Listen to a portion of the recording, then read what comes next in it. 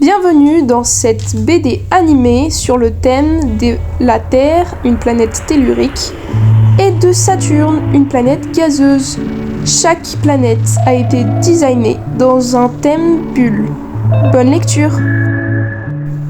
Regarde là-bas, c'est pas Saturne, la planète avec les anneaux de fou?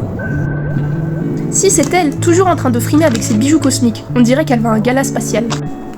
C'est clair, et t'as vu la taille du truc? On pourrait caser plus de 700 terres dedans. Et pourtant, impossible d'y poser le pied, c'est même pas une vraie surface, c'est juste du gaz, genre une énorme boule d'air version XXL. Un ballon géant, quoi. Faut pas l'approcher avec une allumette, vu tout l'hydrogène qu'il y a dedans. Et son jour dure à peine 10 heures, le mec tourne sur lui-même plus vite qu'un hamster sous Red Bull. Mais attends, son année fait 29 ans, genre tu fais ton anniversaire une fois avant la retraite?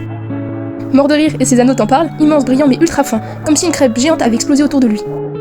Saturne, c'est clairement le beau gosse du système solaire. Grand, stylé, vide à l'intérieur, bref, un influenceur.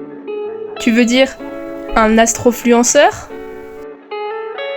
Exactement, avec un peu de chance, il te met un filtre étoilé gratos. T'as déjà remarqué que la Terre tourne super vite mais on s'en rend même pas compte? Ouais, elle tourne à 1670 km/h à l'équateur. Si on était dehors, on aurait la sensation d'être sur une grande roue géante. Heureusement qu'on n'est pas secoué comme des frites. Franchement, t'imagines si ça s'arrêterait d'un coup? On serait tous propulsés dans l'espace, genre film catastrophe. Ça ferait vraiment une fin de journée épique. Mais tu sais quoi? La Terre, elle a aussi une inclinaison. Elle penche un peu à 23,5 degrés. C'est pour ça qu'on a des saisons. Ah ouais, ça veut dire que sans cette inclinaison, on aurait des journées de 6 mois et des nuits de 6 mois. Genre, une année polaire avec un mois de nuit et un mois de soleil, trop chelou. Exactement, et en plus la Terre n'est même pas parfaitement ronde, elle est un peu aplatie au pôle à cause de sa vitesse de rotation. C'est ce qu'on appelle une sphéroïque oblongue, pas très glamour comme nom. En gros, la Terre fait de la gymnastique cosmique pour rester en forme. Mais tu savais aussi que la Terre est entourée d'une sorte de bouclier magnétique? Ah ouais? C'est la magnétosphère, non?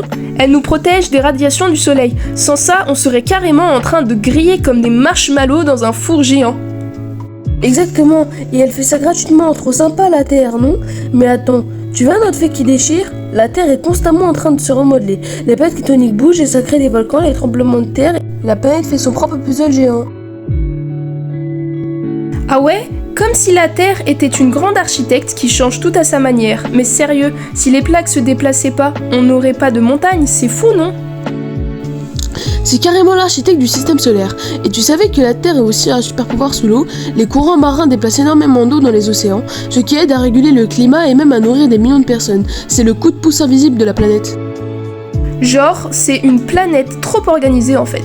Elle fait tout pour nous, mais si tu l'oublies un peu, elle te file des tremblements de terre ou des volcans juste pour te rappeler qu'elle est pas ton esclave. C'est comme un super-héros avec des défauts. Mais sérieusement, la Terre, c'est l'unique endroit où on peut faire tout ça. Respirer, manger, se faire des selfies, tout ça. Ouais, franchement, la Terre, c'est l'alpha et l'oméga du système solaire. Les autres planètes, elles peuvent aller pleurer dans leur coin. La Terre, elle est trop stylée pour être battue.